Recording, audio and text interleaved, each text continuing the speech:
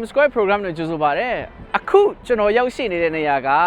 တရုတ်နိုင်ငံချန်ဒူမြို့ဖြစ်ပါတယ်ဒီမှာကြည့်လိုက်မယ်ဆိုလို့ရှိရင်လူတွေကလည်းအများပဲသိရမလား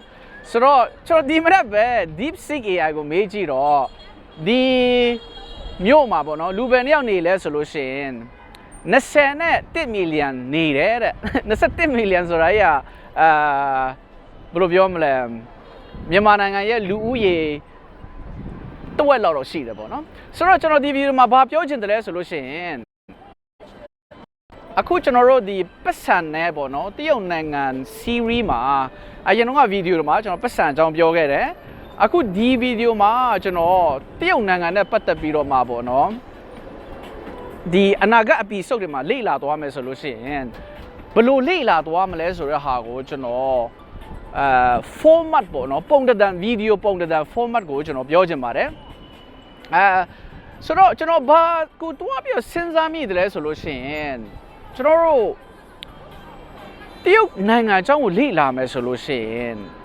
အရေးကြီးကျွန်တော်ထင်တာပေါ့နော်အရေးကြီးတဲ့အရာနှစ်ခုကိုကျွန်တော်တွားပြီးစဉ်းစားမိတယ်အဲ့ဒါကဘာလဲဆိုလို့ရှိရင်နံပါတ်1ကသူတို့ရဲ့ဘာသာစကားပဲသူတို့လူမျိုးတွေအကြောင်းလေ့လာတော့မယ်ဆိုရင်သူတို့ပြောတဲ့ဘာသာစကားပေါ့နော်အဲ့ဒါဘာလဲဆိုတဲ့ဟာကိုကျွန်တော်တို့မလေ့လာရင်မဖြစ်ဘူးမာနီကျွန်တော်ကောင်မလေးကနောက်မှာရိုက်ပေးနေတယ်ဆိုတော့နံပါတ်1ကကျွန်တော်အပိုင်း2ပိုင်းနဲ့ခွဲမယ်ဗျာနံပါတ်1ကဘာလဲဆိုလို့ရှိရင်ဘာသာစကားဖြစ်မယ်နံပါတ်2ကဘာဖြစ်မလဲဆိုရင်သူတို့နိုင်ငံရဲ့တမိုင်းအကြောင်းဖြစ်မယ်ပေါ့နော်ဟုတ်ပြီကဲဒါဆိုလို့ရှိရင်ကျွန်တော်အပိုင်း2ပိုင်းရှိမယ်ပထမအပိုင်းကဘာသာစကားဒုတိယအပိုင်းကတမိုင်းပေါ့နော်ဆိုတော့ကျွန်တော်ကဘာသာစကားဆိုလို့ရှိရင်တရုတ်ဘာသာစကားတော့မတတ်ဘူးဒါပေမဲ့ဘာသာစကားကိုကျွန်တော်တို့second person third person နေရာကနေလေ့လာတဲ့ပုံစံအနေနဲ့ကျွန်တော်တို့လေ့လာသွားမယ်ပေါ့နော်ဟုတ်ပြီအဲ့ဆိုလို့ရှိရင်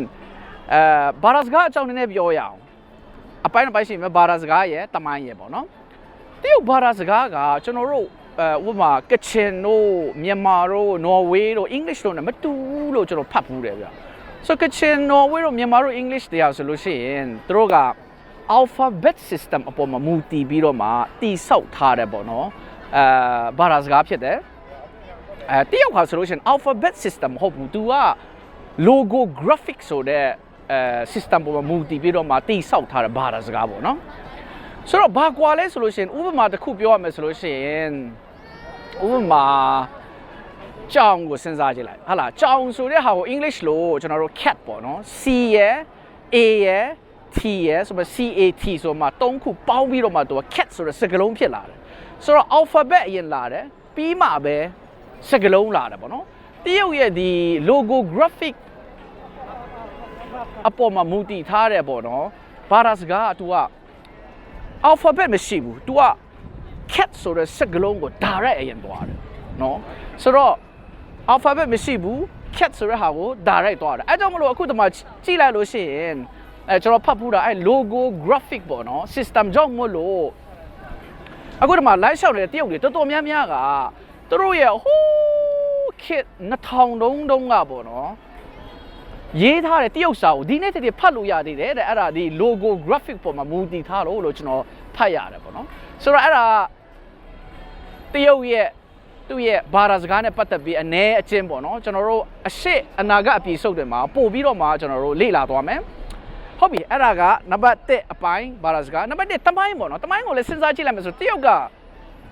ရှိနေတာကြာလာပြီသူတို့ရဲ့ continuous civilization လို့ခေါ်တာပေါ့နော်နှစ်9000ကျော်ဆိုတော့သူတမိုင်းကိုလေ့လာမယ်ဆိုလို့ရှိရင်ကျွန်တော်တော့စဉ်းစားမိတာကျွန်တော်တမိုင်းကိုအပိုင်း3ပိုင်းငယ်လေးထပ်ပြီးတော့ခွဲပြီးတော့ကျွန်တော်လေ့လာသွားမယ်ပေါ့နော်ဆိုတော့အဲ့အပိုင်း3ပိုင်းကဘာလဲဆိုလို့ရှိရင်ပထမအပိုင်းကဒီသူတို့ရဲ့ဟိုး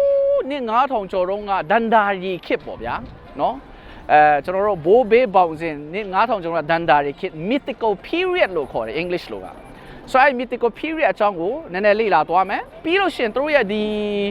ဘရင်စနစ်ခေတ်ပေါ့နော်ကျွန်တော်ထင်တယ် dynasty period ပေါ့ dynasty ကိုကျွန်တော် translation လုပ်တာမှန်လိမ့်မယ်လို့ထင်တယ်ဘရင်ခေတ်ပေါ့နော်တို့ဘရင်တွေတက်လိုက်ကြလိုက်တက်လိုက်ကြလိုက်တက်လိုက်ကြလိုက်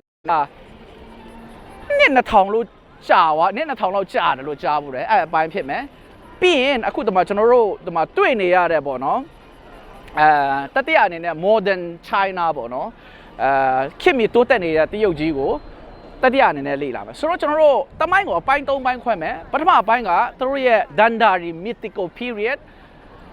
ဒုတိယအပိုင်းကသူတို့ရဲ့ဒီဘုရင် dynasty period ပြီးလို့ရှိရင်ကျွန်တော်တို့နောက်ဆုံးတော့ modern period ပေါ့နော်တခုရှိတာ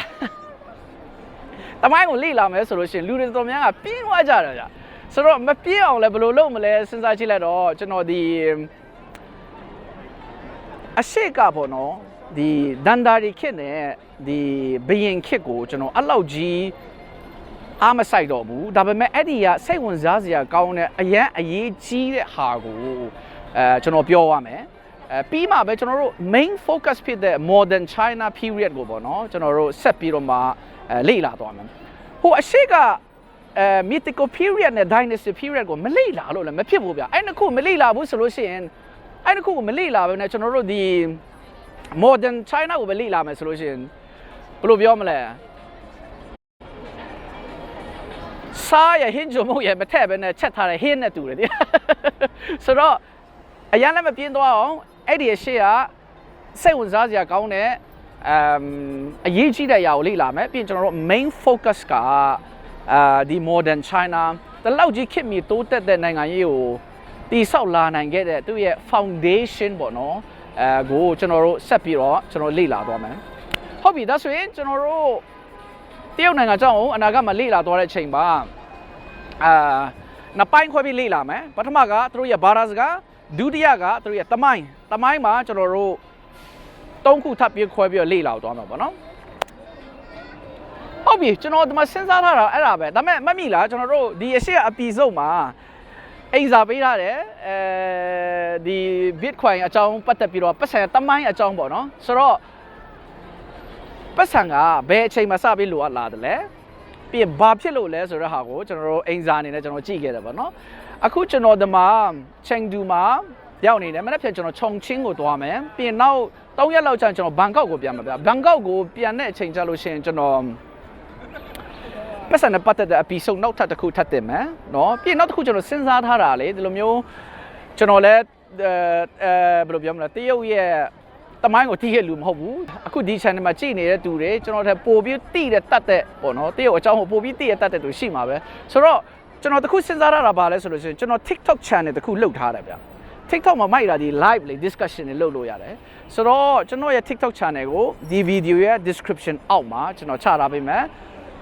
တရုတ်နိုင်ငံအကြောင်းကိုစိတ်ဝင်စားတယ်ပတ်စံ Bitcoin အကြောင်းကိုစိတ်ဝင်စားဆိုရင် subscribe လုပ်ထားပေးပါနော်အခုတော့ကျွန်တော်ဘာလုပ်မလဲဆိုရင်ဟုတ်ပြီကျွန်တော်ဒီ video မှာပြောဖို့စဉ်းစားထားတာအဲ့ဒါပဲအခုကျွန်တော် bite နဲ့စာနေပြီဆိုတော့အစားအစာတစ်ခုသွားစားနေတရုတ်ဘီယာလေးနဲ့သွားကစ်လာအောင်မယ်ဆိုတော့ see you in the next video bye bye